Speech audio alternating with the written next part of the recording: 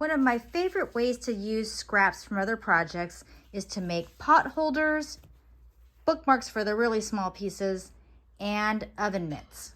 It's also a really great way to make frankenbatting, those really skinny pieces that just come off the sides of a quilt. This is a pattern that I made an oven mitt with, but I didn't have a very good experience. This piece here, it just really pinched. I had to almost rip it out in order to turn it. That led me to the pucker-free oven mitt, and that was exactly my problem with this one. She took 3 stitches right here to allow for that to turn. Pieced together this little heart and then just added some pieces here, just looking at the pattern and adding where I needed enough to cover it. Traced around with a pencil, add the batting and quilt 1 layer of batting on this. 2 layers.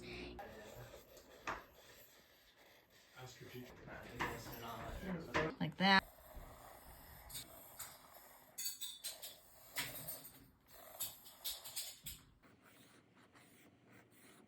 Okay, I'm back to my old technique, doing the straight line quilting first, using red thread, all cotton, because it's going to be very high heat.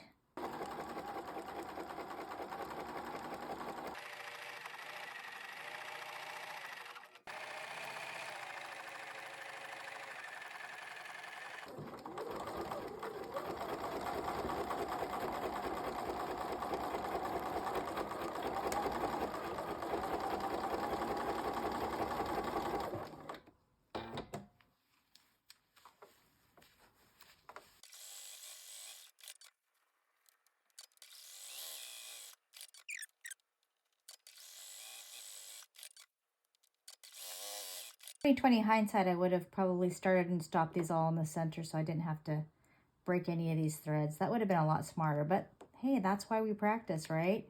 All right, that's kind of cute. Now onto the true free motion. I'm just gonna kind of make this up. My quilting plan just went out the window.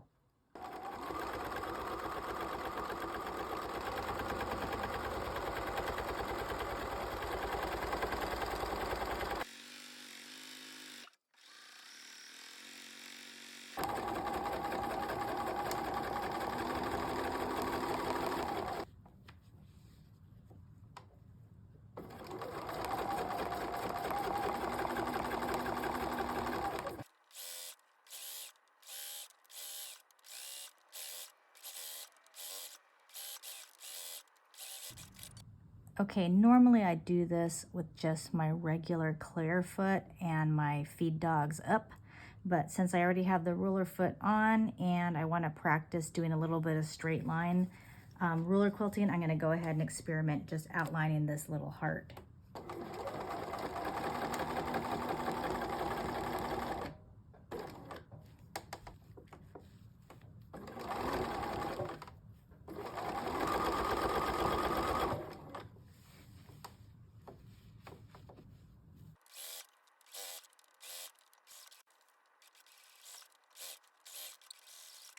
Okay, here was my plan, and as you can see, here's how things changed. Plan's just a starting point. Yet another reason why I love making oven mitts.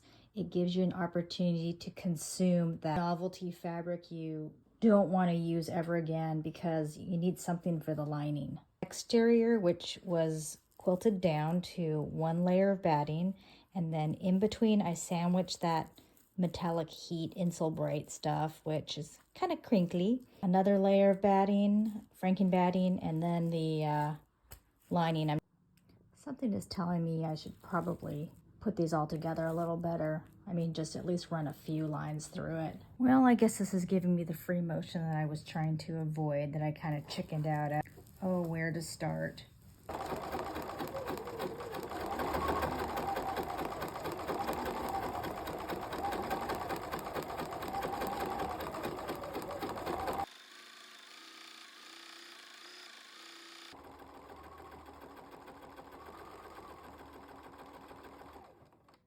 Well, I'll be darned. These do not look half bad. You know what? Practice really does make progress.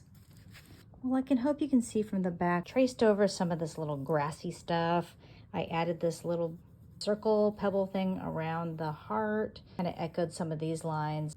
just enough to hold it together without really squishing and compressing it, because I still want it to be kind of fluffy, especially right here in the palm of the hand. When I'm tired of thinking about quilting and I don't want to make a plan, my go-to is just to do a regular serpentine stitch.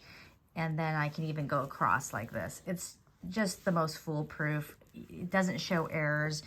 If you're not perfectly straight, you can't even tell. This number 4 stitch here, and I just kind of play with the width. I wish I would have discovered I had this variegated thread earlier, because it just blends perfectly. All of these red stitches show up a lot more. As you can see, I'm still learning. Traced around with this pencil here to get these lines. Okay, now that these have been trimmed, I am now going to take them to the serger. Just a plug for these scissors. I love these. These are so powerful and sharp. LDH, Love, Dedication, Happiness. Find them on Instagram. I get nothing from it. I just really love this company. Here I am at my baby lock serger. It's an Imagine. It's really old and it is just a workhorse. I never have problems with it.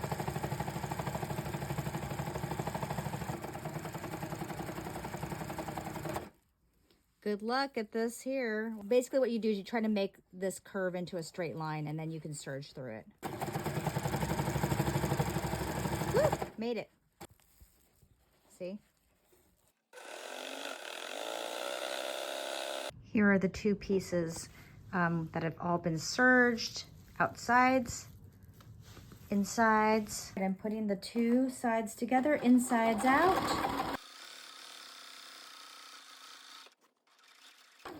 Okay, coming to the moment of truth. 1, 2, 3. I'm back around.